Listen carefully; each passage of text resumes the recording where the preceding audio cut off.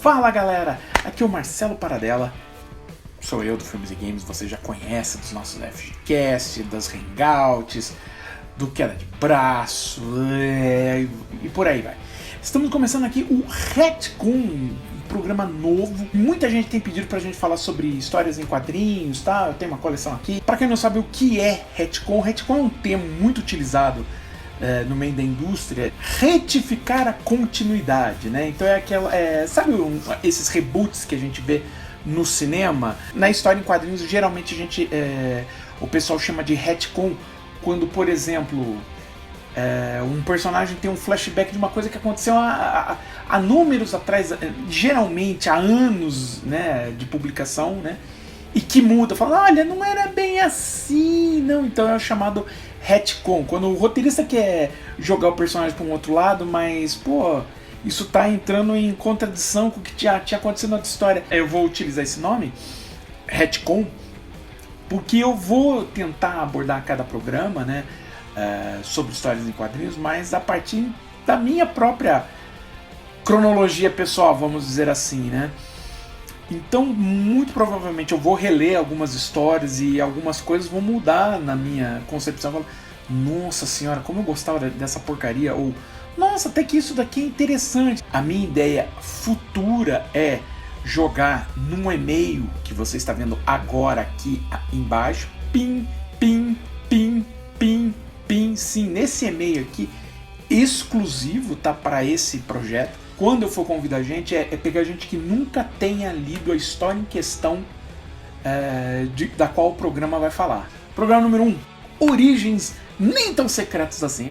Vocês sabem, eu sou vamos dizer assim, o tarado por quadrinhos oficial aqui do Filmes e Games, né? Eu tô olhando no instante, tá, os gibis estão pulando pra fora aqui. Eu comecei a ler muito cedo, antes até de ser alfabetizado na escola. Com 3 anos de idade eu já estava conseguindo ler mal e porcamente, mas eu conseguia ler alguma coisa, seja de revista ou livros infantis que eu tinha, né, que a minha família colocava. E como eu desenvolvi esse gosto de leitura, sempre me ofereciam alguns gibis, algumas coisas para ir lendo, né? Lógico, começa sempre Disney, Mônica, né? E aí vai, né? Quando eu tinha 7 anos, eu já estava lendo algumas histórias em quadrinhos até, vamos dizer assim, importantes.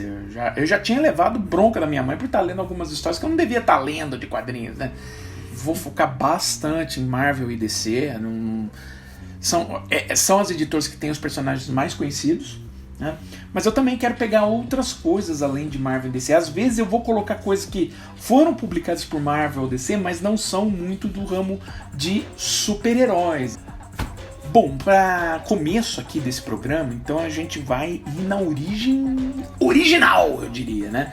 A gente vai pegar o início mesmo dos quadrinhos de super-heróis, né? Eles começaram 38, 39, a gente já tinha algumas coisas sendo publicadas, mas é em 38 que você tem o surgimento do Super-Homem e em 39 o surgimento do Batman. Então eu vou pegar aqui o facsímile que a editora Abril, né, publicou, da Action Comics número 1 e também das revistas do Batman, das 4 primeiras histórias do Batman, né, Detective Comics 27, 28, 29 e 30. Então nós vamos lá ao distante ano de 1938, né, quando surgiu o Super-Homem, né? E é uma revista assim seminal, né? Essa capa marcante que você tem, talvez seja uma das capas mais icônicas da história dos quadrinhos. E é basicamente a origem do Super-Homem.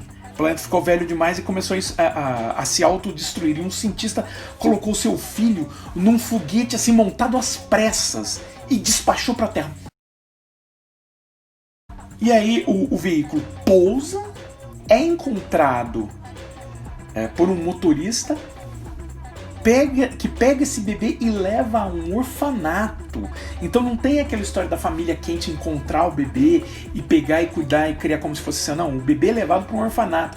E aí o terceiro quadrinho que mostra o bebê já levantando um sofá na frente de doutor, quer dizer, é uma identidade secreta, não muito secreta aqui do Super-Homem, né? Mas a coisa mais bizarra que, se você olhar hoje, né, é que o Super-Homem ele conseguia pular 1/8 de milha, pulando um edifício de 20 andares. Mais ou menos isso.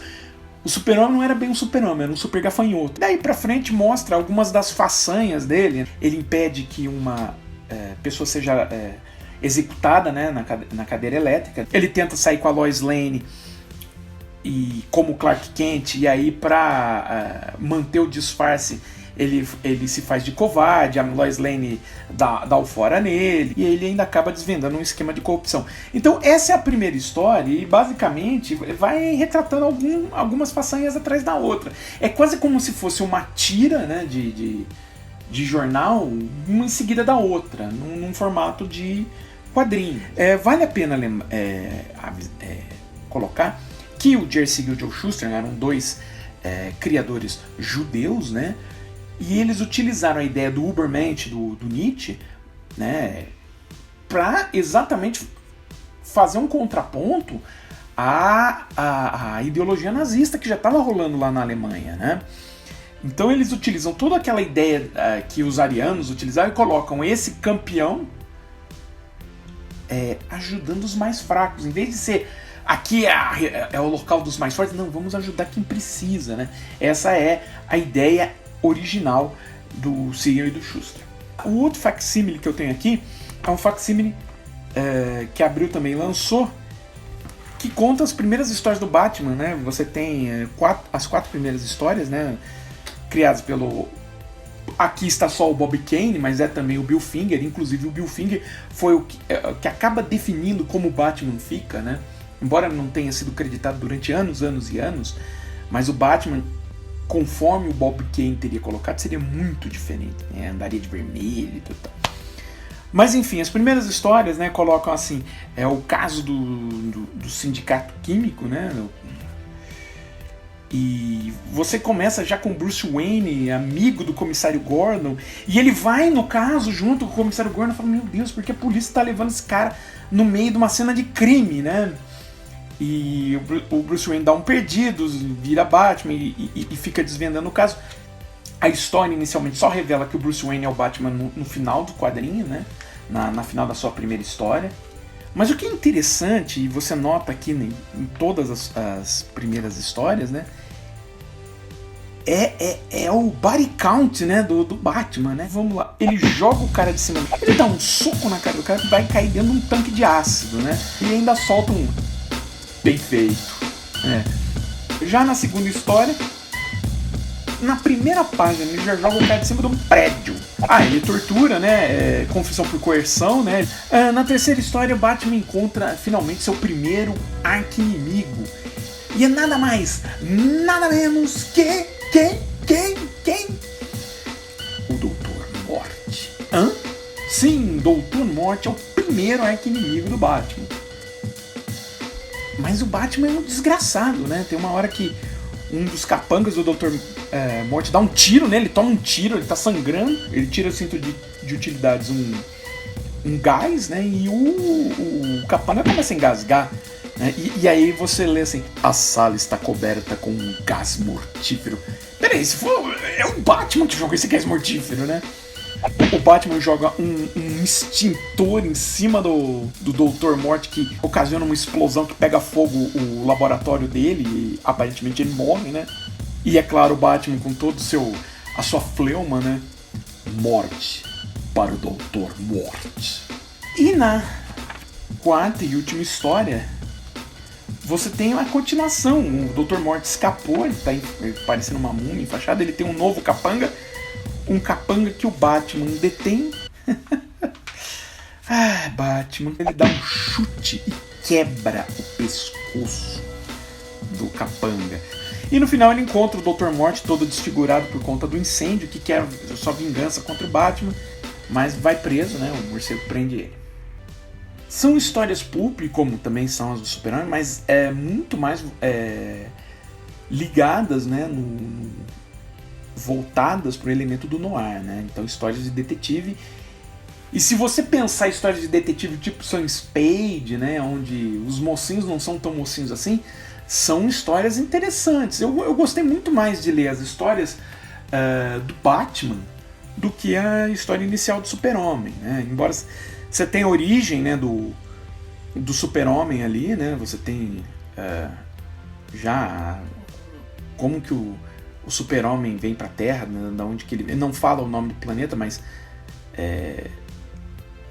ele é mandado de outro planeta pra Terra, então por isso ele tem esses poderes, né?